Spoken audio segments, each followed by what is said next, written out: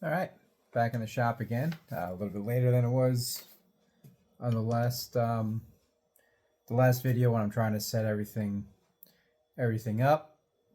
So I have a new plan, a new project in mind.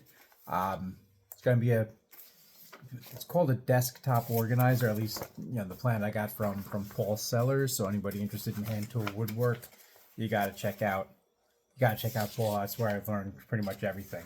But I got these plans from him. The written notes are my changes.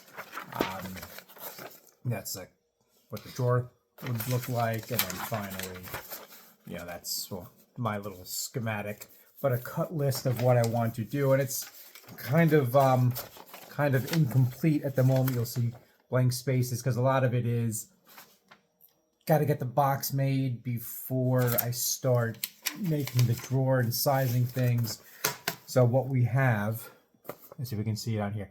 That's the front of the box. So this is a hinged lid that'll come up, and in that I plan on keeping fountain pen ink down here. This bar is a drawer pull, but if you can see the detail at the end, it goes just over the side and hits the front of the box, acting as a stop. So the front of the drawer, the face of the drawer, cannot go in past the rest of it, leaving it flush. So it's a door pull and a door stop. So I thought that was clever. But that is a drawer where I'm going to keep fountain pens, and I don't know how familiar people are with fountain pens, and of course I don't have one in the garage with me at the moment. I have them down at my desk. Right now I have them stored upright in a something that looks similar to that, just a pen holder, holding it upright. And for the higher quality pens, not terrible, but the cheaper pens, the ink literally draws down, drying out the nib, making it like anytime I have to either use it much more frequently than I want to, or it's almost like I've got to clean it.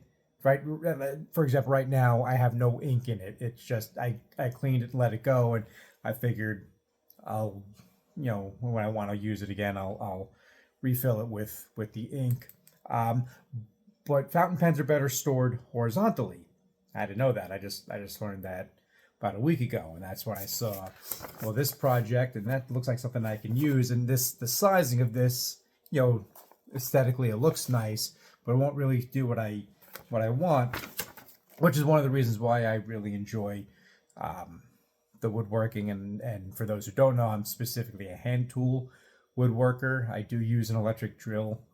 It's just so much easier. The hand tool version, the brace and bit, requires two hands. No matter how you do it, you need two hands to operate this thing. Power drill, one hand.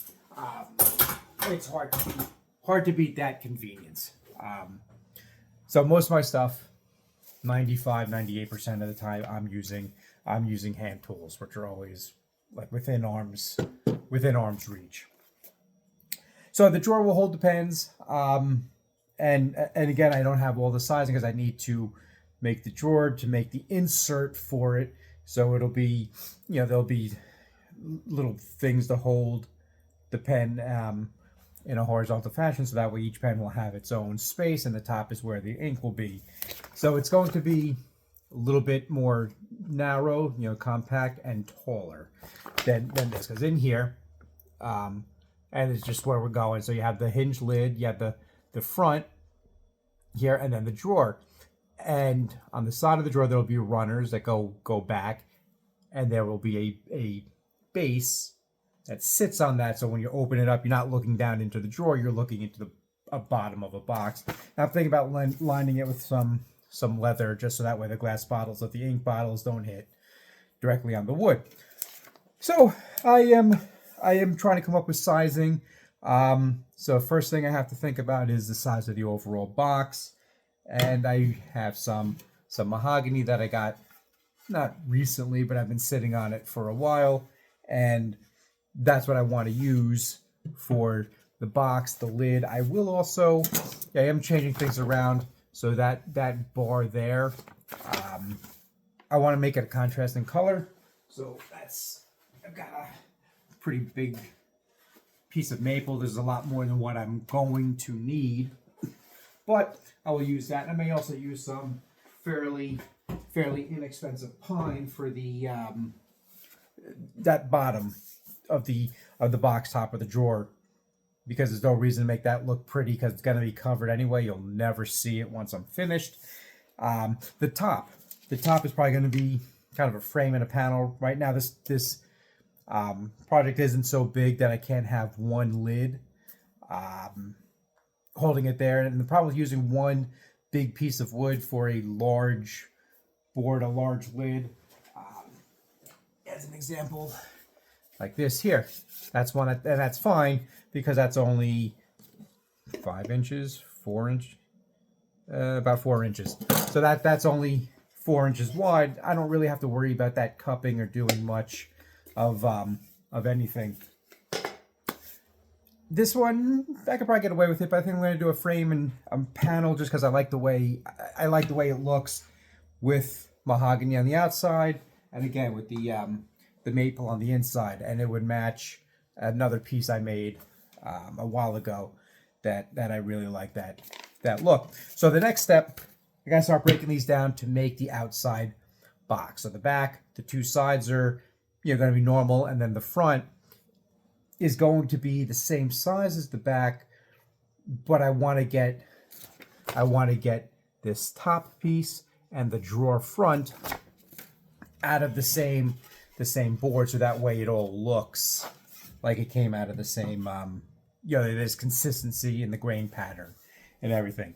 So the next step, I've already measured it out. You can see my lines. Maybe I should put that in with a black pen, but I can see it, so I'm not too worried. I'm gonna cut down these, start planning them. Gonna have to edge glue them together, and I'll go over that. But that's edge gluing is in that form, so that way I can make some bigger panels. And then I'll start laying out the side, like the absolute prettiest piece will go up front, and give you a little shop tour. The breaking down of everything will be done right here. So like I said, this is a hand tool. Let's see, can we figure it? It's the hand tool shop. That's going to be where I do the sawing. Woohoo, you come with me. So right here, that's how it'll be set. Let's turn that. Okay, so this is how it's going to end up being. So I will saw off of this end here until I get the 1, 2, 3, 4 pieces I want out of that one.